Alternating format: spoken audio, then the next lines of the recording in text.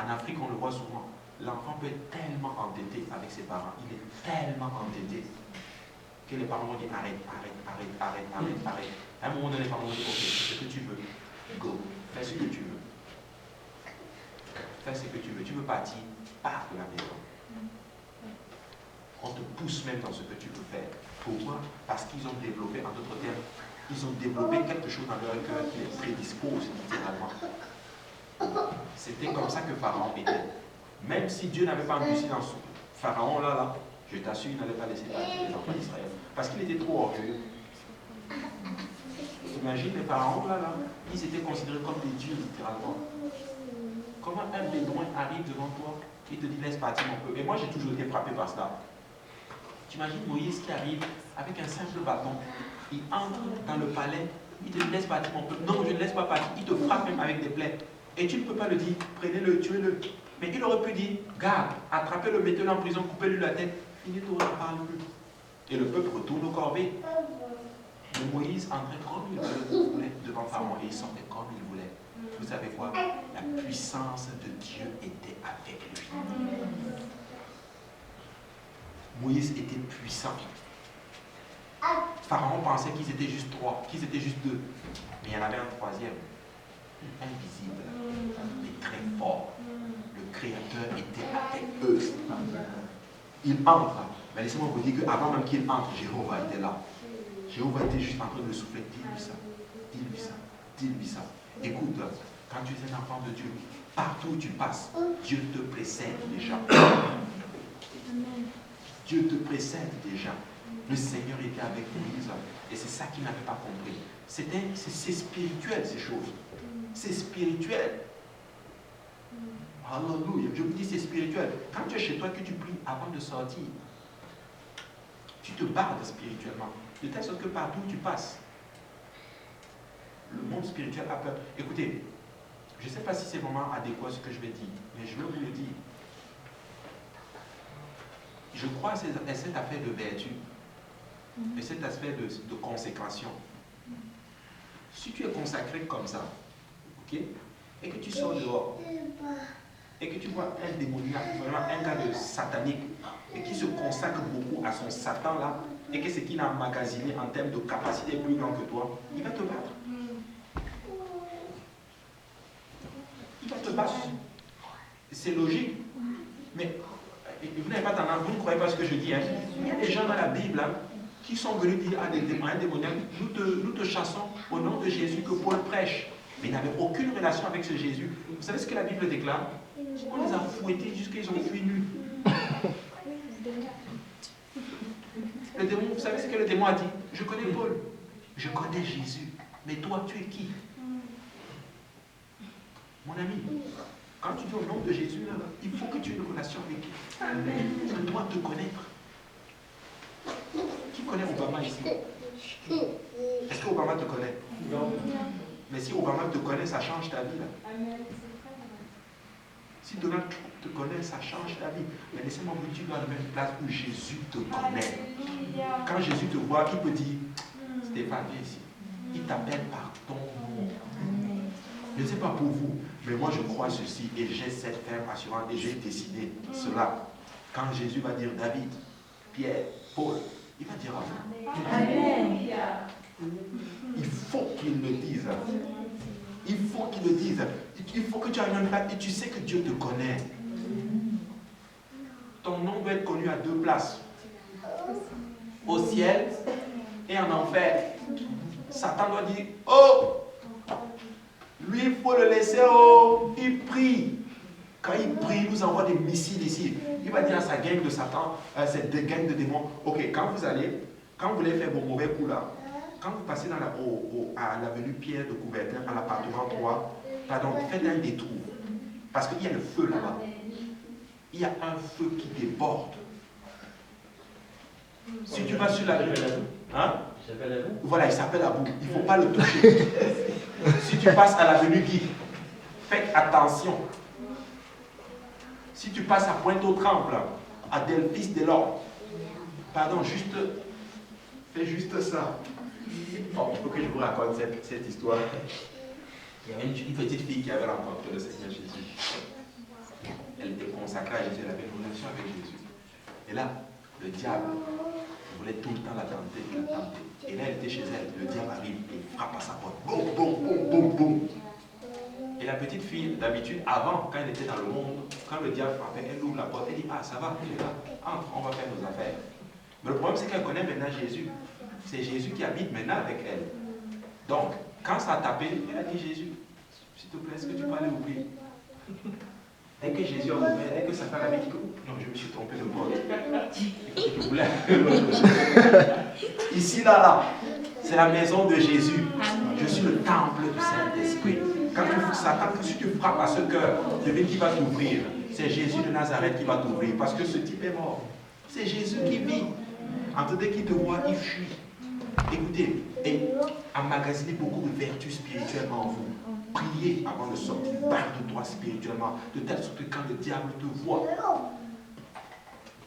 il a peur de toi. Il y a quelqu'un il n'est même pas dans la vérité. Je vous assure, c'est quelqu'un qui n'est même pas dans la vérité. J'avais entendu cela. Il avait dit qu'il avait raconté une blague. Non, il disait que c'était une histoire vraie. Ce qu'il a dit. Il dit que c'était en Côte d'Ivoire. Il y a un monsieur. Il traite avec les mauvais esprits. Il paraît que quand il sort de chez lui, il a un mouton chez lui. Il prend sa main, il frotte le mouton comme ça et puis il fait des incantations. Quand il sort dehors, quand il te salue, quand il te demande quelque chose, tu dis oui, après tu réfléchis. Mais si toi tu ne pries pas chez toi, si tu sors ici, tu te salues, tout ce qu'il va te demander, tu vas dire. Tu sais, les gens démoniaques là, ils ont des incantations, ils ont des choses qu'ils font chez eux. Ils ont des incantations, il fait ça, il fait ça, il fait ça, il fait ça, il fait ça. Peut-être même il sort, il tape ça, la porte 3 fois, il fait des choses, il sort. Et nous on se lève le matin, prie. Prie, barre-toi spirituellement. La Bible enseigne que quand on voyait Jésus, les démons savaient, ils disaient littéralement, tu es le Saint de Dieu. Tu es le Christ. Les démons savaient, ils savaient le distinguer. Mon ami, quand tu sors dehors, quand le diable te voit, il doit savoir que tu es un enfant de Dieu. La lumière du Seigneur doit luire en toi. Tu dois être puissant dans le Seigneur. Amen. Quand tu sors, que tu prêches l'évangile, tu évangélises. Écoutez, quand vous évangélisez, vous êtes en train de parler à des esprits. Vous êtes en train de faire tomber des esprits qui sont en train de tourmenter les gens. Esprits d'incrédulité, de drogue, d'alcoolisme, d'impudicité et toutes ces choses. C'est contre ça que vous avez à faire. Mais si spirituellement tu n'es pas solide, ils vont te battre. Mais oui, ils vont te battre. Mais quand tu as le don de Jésus avec toi et que tu as une relation avec Jésus-Christ, il te connaît. Dieu m'avait donné, je crois qu'on va s'arrêter là aujourd'hui. Je crois que c'est une révélation. Je crois que c'est une révélation. Si ça ne l'est pas, on m'a mis à la poubelle. Certains diront, n'avons-nous pas fait des miracles en ton nom? Vrai ou faux? Ce jour-là, on a fait des miracles en ton nom. Et Jésus dira, éloignez-vous de moi, vous qui commettez l'iniquité, je ne vous connais point. N'est-ce pas? C'est des gens qui allaient, ils prient juste pour avoir une vertu. Et au nom de Jésus, ils performent bien. Vrai ou faux? Mais, Jésus dit, je ne vous connais point. Amen. Mais quelles sont les personnes que Jésus connaît?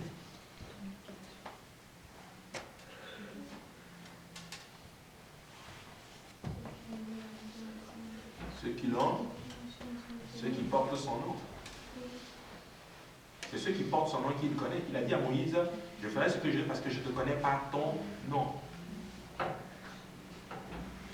Alléluia.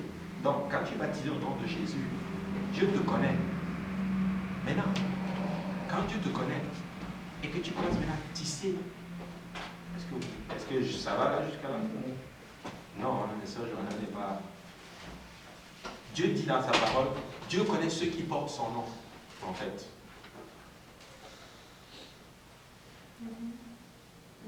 Vrai ou faux? Donc, c'est des gens, hein? Dans le deuxième temps, il changeait comme à vous, Jésus. Oui, exactement, parce que j'ai été baptisé. Oui, comme à vous, Jésus. Jésus. Donc, c'est des gens dans la Bible, qui vont faire des miracles au nom de Jésus, mais qui ne sont pas baptisés au nom de Jésus.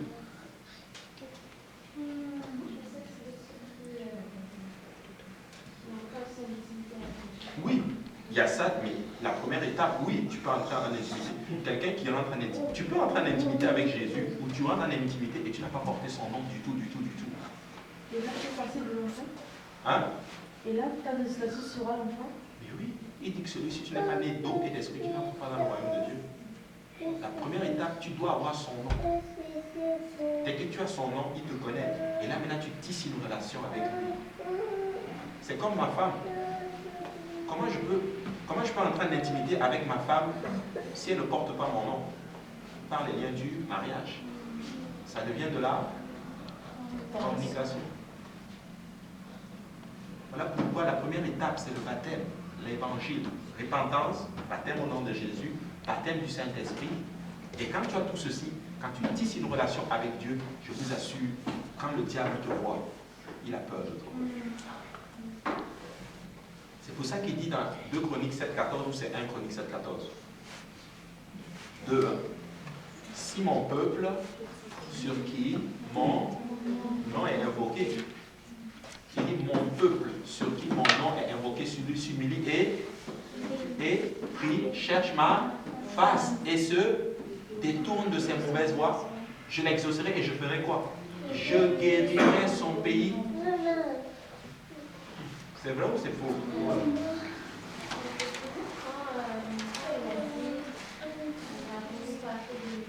En ton nom, oui. Donc ce sont des gens qui connaissent le nom de Jésus, qui connaissent la vérité, mais qui ont choisi de lui obéir. Oui, exactement. Tout simplement. Il y en a qui ont fait des miracles au nom de Jésus, mais ils ne sont même pas baptisés au nom de Jésus-Christ.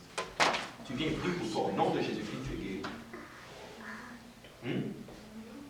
C'est un don. Parce que Dieu a dit, les dons de Dieu sont sans repentance. Son nom va produire le miracle. Parce que c'est spirituel. C'est ça le spirituel. C'est des principes spirituels. Tu invoques le nom, tu as une relation avec Dieu, tu invoques le nom, quelque chose va se passer. Et si tu n'obéis pas à l'évangile, tu ne fais pas part, tu ne prends pas part. Amen.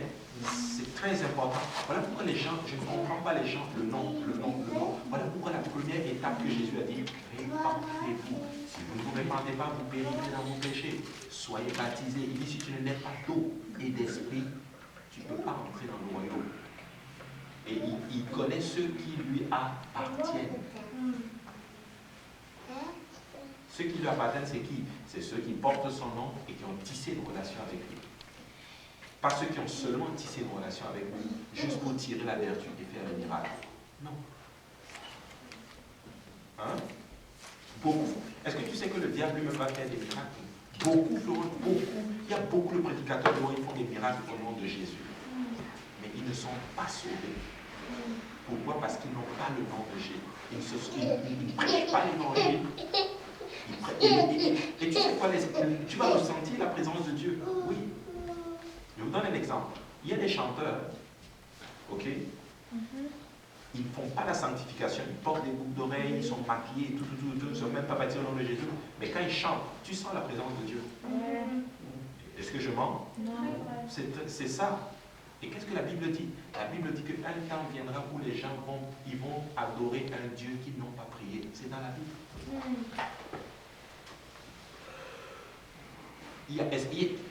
Ici, il y a une génération qui adore Dieu dans la musique, dans les louanges aujourd'hui. C'est notre génération. Va sur YouTube, tape une chanson. Tu vas voir de toutes les versions. Ils adorent un Dieu qu'ils n'ont pas prié. Aucune relation avec ce Dieu. Mais le don est là. Et le don peut tomber la présence du Seigneur. Oui, frère. Oui, alors il faut sur la baptisation. Mais comme je fais, aussi, il y a des églises évangélistes. On ne baptise pas les bébés comme les autres. Absolument. Mais les autres, ils peuvent être sauvés. Ils peuvent voir le nom de Jésus. Oui, c'est une très bonne question, Freddy. C'est pour ça que la personne qui n'a pas le baptême comme toi, Absolument. Parce qu'ils ont été consacrés à Dieu. Absolument. Absolument. Parce que eux, ils sont petits, ils n'ont pas la conscience. Il y a deux choses qui sont requises avant le baptême, c'est la croyance et la repentance. Croyance et repentance. Maintenant, C'est pour ça que je veux savoir la différence entre le baptême d'eau Et la consécration. puis la consécration des enfants. Good. Ok. Maintenant, qu'est-ce qui se passe avec eux? C'est que eux, ils sont sanctifiés par les parents. Les enfants sont sanctifiés par les parents. À l'âge de la compréhension, ils vont prendre la décision, quand ils croient et qu'ils se répandent, là, il est qualifié pour le baptême. Mais là, si quelque chose leur arrive, ils vont aller au ciel. Pareil. Pareil. La même chose. La même chose. Il y a des baptêmes, n'importe quoi, ton malade, il y a un accident, il va Ah, exactement, ils vont aller au ciel parce qu'ils sont inconscients encore. Et c'est ça. Ils sont sanctifiés par les parents parce que moi, je les amène à l'église. C'est comme par exemple quand on va étudier le déluge. On avait déjà étudié le déluge. Mais le déluge, qu'est-ce qui s'est passé? Est-ce qu'il y a des enfants qui ont péri? Oui. Pourquoi? Parce que leurs parents ne les ont pas amenés dans l'arche. On ne les a pas amenés dans l'arche. Donc les parents sont sanctifiés par les parents. Ils sont sauvés pareil. Ouais. Mais quand ils atteignent l'âge adulte, l'âge de la compréhension, là, ils vont prendre maintenant leur propre décision. C'est ça. Mais c'est important, nous devons, ça, il ne faut pas jouer avec ça. La première étape, c'est le nom de Jésus. Et même des fois, si tu as le nom de Jésus et que tu n'as pas de relation avec Jésus, laisse-moi te dire que il n'y a pas de puissance. Tu es baptisé au nom de Jésus, tu es rempli du Saint-Esprit, mais tu ne pries pas. Est-ce que si l'ennemi vient dans ta maison, est-ce qu'il va te battre? Il va te battre. Amen. C'est comme avoir un bazooka chez toi, une arme chez toi. Et le diable vient et tu ne sais pas t'en servir. Mes frères et sœurs, nous ne devons pas négliger la vie de prière. Si tu ne pries pas, tu vas certainement rétrograder. Et si tu pries, tu ne vas jamais rétrograder. Jamais. Il faut prier. Il faut prier. Et quand tu pries, ne prie pas pour faire tomber le feu sur les gens. Quelqu'un qui prie avec beaucoup d'amour, je vous assure, cette personne est excessivement puissante.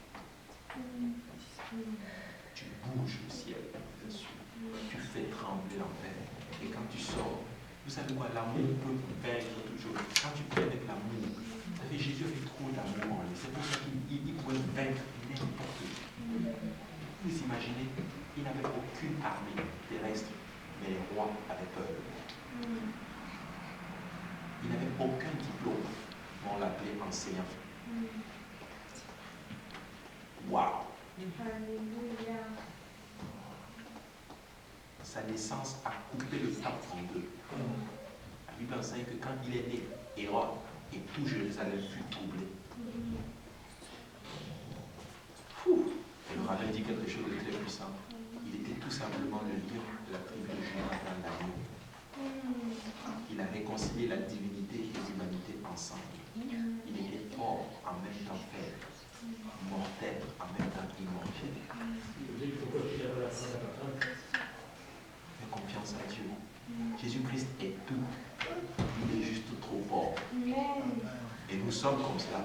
Nous avons les faibles. Et spirituellement, quand je marche, tu bouges le ciel. Tu bouges le ciel. On ne peut pas attaquer un enfant de Dieu qui prie. Tu sais quoi, si même un frère de l'église, une seule à l'église, tu fais quelque chose de mal, tu ne peux pas réprimer l'esprit là. Tu sais, si tu dis Seigneur, ce n'est pas lui, mais l'esprit qui est derrière, je veux te corriger. Tu vas laisser mon frère tranquille. Tu vas sauver ton monde. Tu sais, mais quand quelque chose arrive à ton frère, va et reprends-le.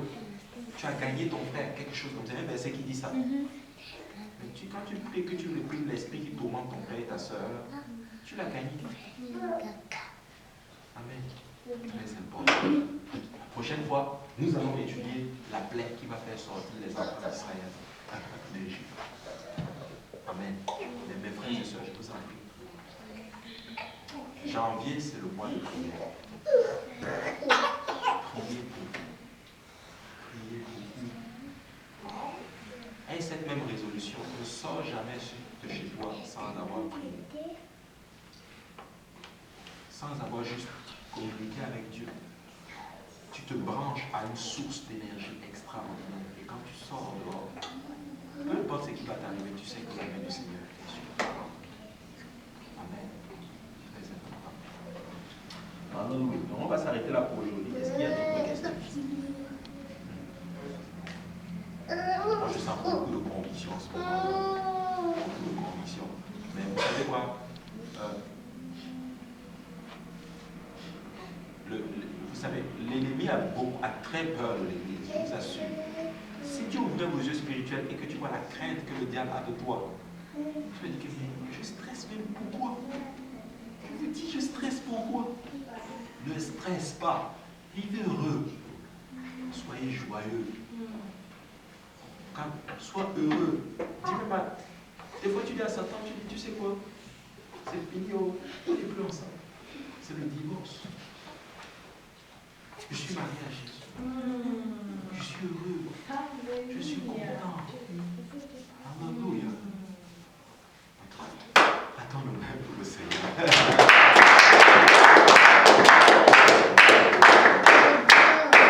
On va donc prier et on va clôturer pour aujourd'hui. Amen. Je veux que tu dépenses de moi et que tu t'appuies sur moi. Tu seras le plan par la prière. Tu expérimenteras ma puissance par la prière. Je veux que tu me fasses confiance et que tu élèves ta voix vers moi dans la prière.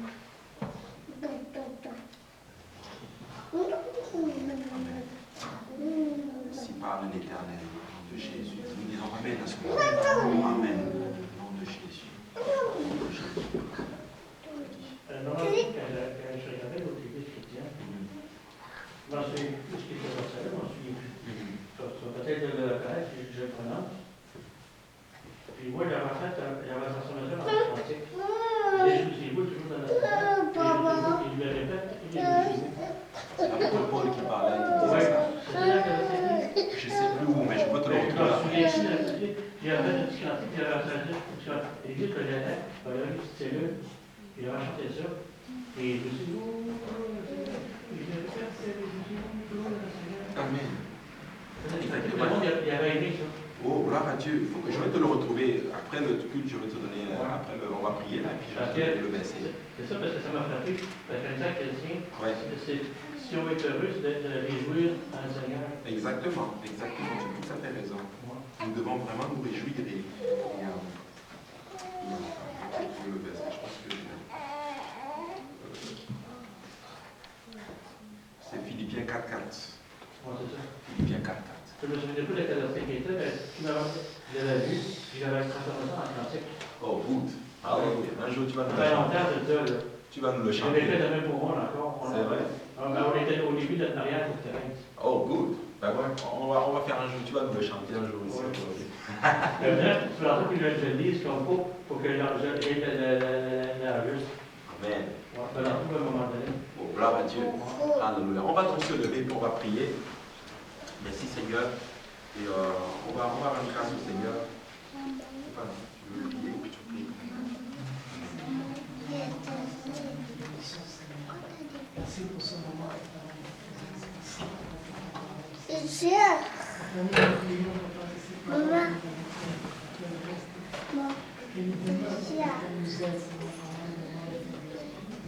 Nous prions que tu nous aides à prier davantage, à nous rapprocher davantage de toi, papa. Nous voulons encore aller plus proche de toi, éternel, de la gloire. Aide-nous encore, Seigneur Jésus. Éternel, nous prions, Seigneur, pour le repas, papa, qui a été préparé, Seigneur. Nous prions que tu bénisses toutes les mains, papa, qui ont contribué à cela. Aide-nous à le prendre avec amour et simplicité de cœur. Au nom de Jésus-Christ, nous avons prié. Amen. Au nom de Jésus. Amen. Le Seigneur vous bénisse et on se revoit lundi. Alors, amen.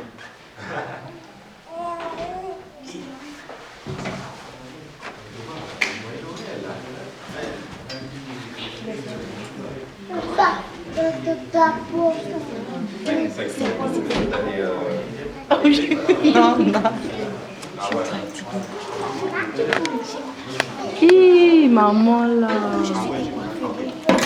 Quelle étude? L'étude de ce soir. Qu'est-ce que tu as retenu? Emma? C'est quoi tu as retenu? Réponds aux questions. En fait, je bénis l'Éternel qui nous a parlé à travers notre sœur. Et qu'on puisse vraiment prendre cette parole pas à la légère et la maison. Amen. Maintenant, concernant le message, l'étude biblique, tout ce que le pasteur a dit, qu'est-ce que toi tu as retenu? Qu'est-ce que le Seigneur t'a dit en fait? J'ai retenu que quand Dieu te demande de faire un truc, de faire quelque chose, tu le fais sans discuter. Parce que quand l'Éternel a dit à Moïse d'aller parler à son peuple, il a hésité, il a dit non, il ne peut pas le faire. Donc il a hésité, il doutait, il n'a pas voulu le faire. C'est pour ça que le Seigneur a choisi son frère pour parler à sa place. Mais ce n'était pas que Moïse était incapable, c'est juste qu'il doutait de sa capacité. Ses capacités, ses habilités en fait, désolée. Et c'est ça quoi, donc j'ai retenu que si Dieu t'appelle à faire un truc et que tu ne le fais pas, il va appeler vraiment ta soeur ou une autre personne, mais ça prend vraiment que quand Dieu te demande de faire un truc, toi tu le fais. Oui. Et l'onction descend, l'onction coule sur toi. S'il te plaît, on a une question pour toi ici là. Concernant l'étude de ce soir, qu'est-ce que tu as retenu? Qu'est-ce que Dieu t'a dit? Ce que Dieu m'a dit, il a parlé personnellement dans ma vie. Ça, c'est un peu personnel. Et en ce qui concerne ce que j'ai retenu beaucoup de choses. Amen. J'ai retenu vraiment beaucoup de choses. L'une des choses, c'est la prière. Nous devons prier, nous devons être une église qui prie. Et je pense que c'était un peu...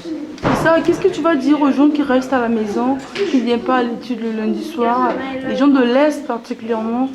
C'est qu'ils ratent beaucoup de choses, en tout cas. Amen. Moi, j'aime la parole de Dieu. J'aime qu'elle est prêchée, ça me fait du bien à moi-même. Et la Bible dit ceci, il est dit ceci que mon juste vivra par la foi. Et la Bible dit que la foi vient de ce que l'on entend. Donc, si tu n'entends pas, tu ne peux pas vivre. Amen. Donc, tu as besoin, et pour entendre, il faut que tu viennes à l'église. Donc, si tu ne viens pas à l'église, tu ne vas pas entendre. Et tu ne vas pas vivre.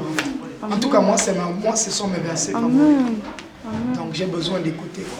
C'est pourquoi j'écoute la parole de Dieu. L'enseignement, ça crée la foi dans mon cœur, je suis content. Amen. Donc, ceux qui restent à la maison, ils ratent beaucoup de choses. Vraiment.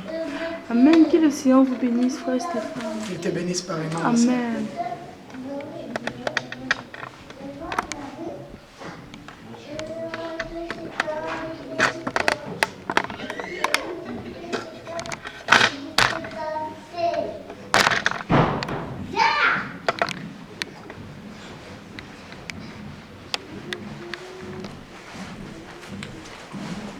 Ben, la caméra est là.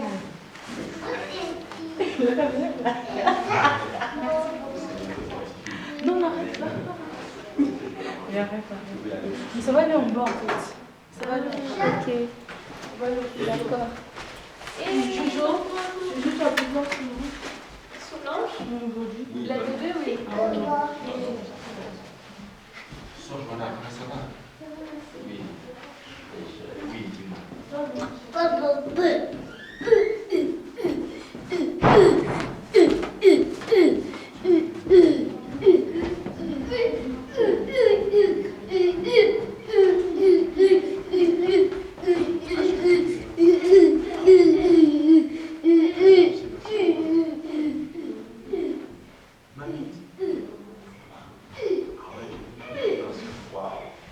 Merci beaucoup. Pourquoi tu me dis que je n'avais pas le nom, tu me dis. Je n'avais vraiment pas fait attention. Maintenant tu me dis, on va l'enlever. Deuxième chose. Oui,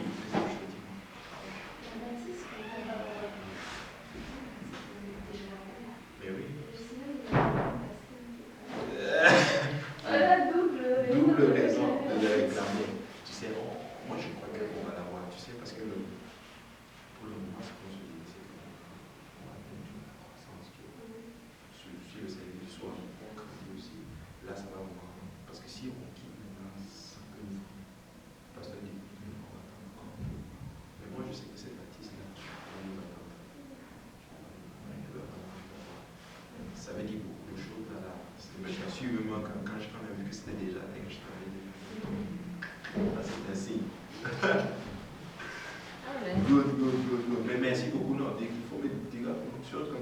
pour me dire, on va.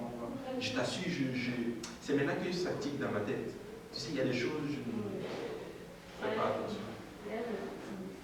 Ouais, il y a même le petit dessin. Ouais, c'est maintenant que ça tique dans ma tête. Je ne fais même pas attention. Merci beaucoup, Sœur Joanna.